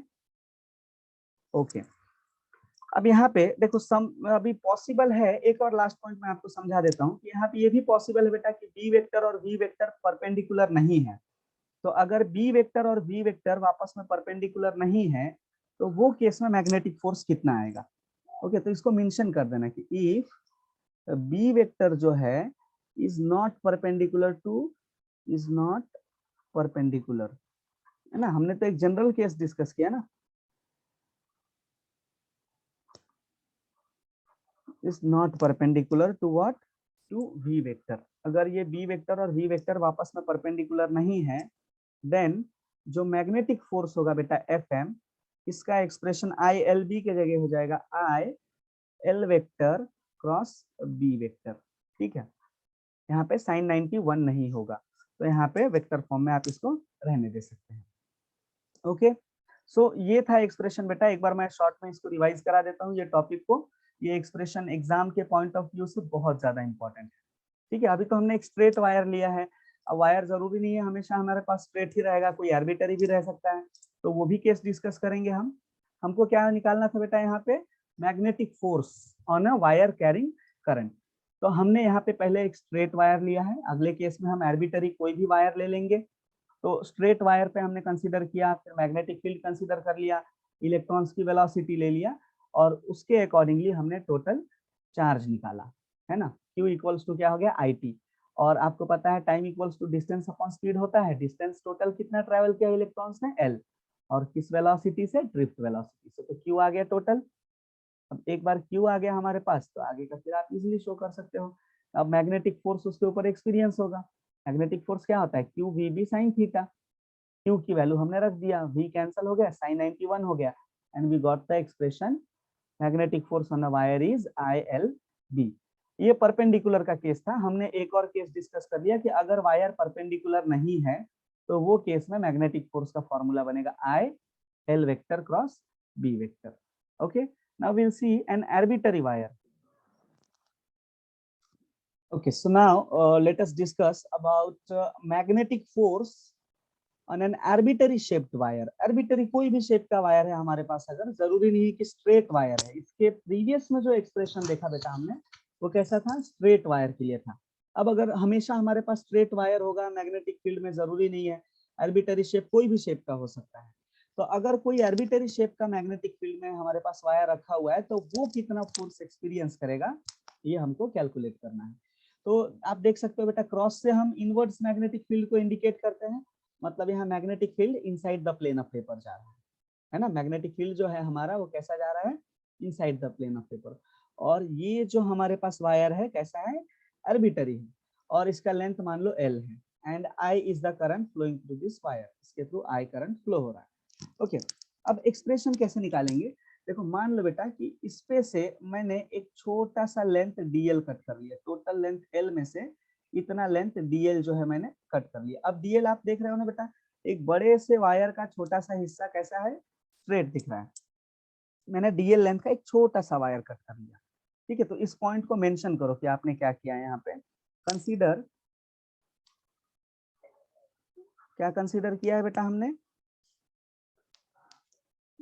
Small segment, consider a small segment, let's say नाम दे दिया हमने इसका DL, ठीक है, of wire having length capital L। Wire का लेंथ हमारे पास दिया हुआ है बेटा कैपिटल L, वायर का लेंथ दिया हुआ है ना, उसमें से मैंने एक छोटा सा पार्ट यहाँ पे कंसीडर किया। ठीक है, अब एक बात बताओ कि अगर यहाँ से करंट I फ्लो हो रहा है तो DL से भी तो I ही करंट फ्लो होगा ना, through out the wire her point पे तो हमको करंट सेम मिलेगा, है ना, करंट चेंज नहीं होगा यहाँ पे। तो मान लेते हैं लेट कैपिटल I करंट यहाँ से फ्लो हो रहा है, ठीक है, is the current flowing through wire, capital I is the current flowing through wire. Okay, यहाँ तक क्लियर है बेटा कि हमने अभी तक जो जो कंसीडर किया है इस एक्सप्रेशन को डिराइव करने के लिए। ओके, अब यहाँ से जब करंट आई फ्लो हो रहा है तो आप एक बात समझ सकते हो कि मैग्नेटिक फील्ड यहाँ पे परपेंडिकुलर है, तो फोर्स यहाँ पे लगेगा। एंड मैग्नेटिक फील्ड जो है हमारे पास, मैग्नेटिक फील्ड इज परपेंडिकुलर। अब मैग्नेटिक फील्ड अगर परपेंडिकुलर है तो डेफिनेटली यहाँ पे एक फोर्स लगेगा, है ना, वायर के ऊपर फोर्स लगेगा। ओके, हमने 3 केसेस देखा था इलेक्ट्रॉन्स में कब कब फोर्स लगता है। अब ये केस में आप समझ गए होंगे कि यहाँ पे फोर्स क्यों लगेगा। ओके, परपेंडिकुलर है तो परपेंडिकुलर में डेफिनेटली फोर्स लगेगा ही। तो हम अगले पॉइंट में मेंशन कर देते हैं कितना फोर्स लगेगा। द मैग्नेटिक फोर्स, कौन सा, मैग्नेटिक फोर्स। मैग्नेटिक फोर्स को हम किससे इंडिकेट करते हैं बेटा, एफएम वेक्टर से। तो जो मैग्नेटिक फोर्स है on small element DL will be, small element DL, हमारे पास एक छोटा सा एलिमेंट लिया है हमने, तो स्मॉल एलिमेंट डीएल के ऊपर कितना फोर्स लगेगा बेटा बताओ। एक छोटा सा फोर्स लगेगा डीएफ, एफएम दे देता हूं इसको मैं। देखो टोटल मैग्नेटिक फोर्स अगर एफएम है तो डीएल लेंथ पे छोटा सा ही मैग्नेटिक फोर्स लग रहा है, उसको हमने एफएम लिया। और वायर के ऊपर फोर्स कितना लगता है बेटा, अभी हमने लाया था आई डी एल बी। यहाँ परपेंडिकुलर होगा नहीं होगा मैग्नेटिक फील्ड के साथ जरूरी नहीं है, इसलिए इसको मैं I D L vector cross B vector ले लेता हूँ। I D L vector cross B vector, this will be the small force acting on the wire. देखो अगर कोई स्ट्रेट वायर है तो उसके ऊपर मैग्नेटिक फोर्स कितना लगता है, magnetic force equal to I L B. ठीक है, अगर परपेंडिकुलर वाला केस है तो, है ना, परपेंडिकुलर है मैग्नेटिक फील्ड और वायर तो। लेकिन यहाँ आर्बिटरी है तो हर पॉइंट पे परपेंडिकुलर होगा जरूरी नहीं है। तो अगर परपेंडिकुलर नहीं है तो हम ये फॉर्मूला यूज करते हैं, लेंथ की जगह मैंने डीएल यूज कर लिया। तो अब आप बताइए जो नेट फोर्स कितना होगा यहाँ पे, नेट मैग्नेटिक फोर्स कितना आएगा। द नेट मैग्नेटिक फोर्स कितना आएगा बेटा यहाँ पे, net magnetic force on small element DL, on small element DL नहीं, on length L, total length L पे अगर मुझे निकालना है कि कितना फोर्स लग रहा है तो क्या करना पड़ेगा बेटा, इंटीग्रेशन कर देंगे हम।